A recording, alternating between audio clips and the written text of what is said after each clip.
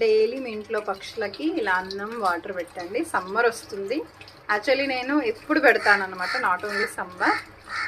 So మా ఇంటికి అయితే డైలీ ఇలా కాకమ్మ వస్తూనే ఉంటుంది, పిచ్చుకలు వస్తూ ఉంటాయి, పావురాలు వస్తుంటాయి, రకరకాలుగా వస్తూనే ఉంటాయి అన్నమాట. సో అవి తింటుంటే మనకు కూడా కొంచెం హ్యాపీ, ఆకలి తీరిపోయిందని. దద్దోజనం పెట్టాను ఈరోజు, చక్కగా తినేస్తుంది. ఇది రెండో కాకి, ఇది మూడో కాకి ఇప్పుడు వచ్చేది. నేను చక్కగా తింటున్నాయి.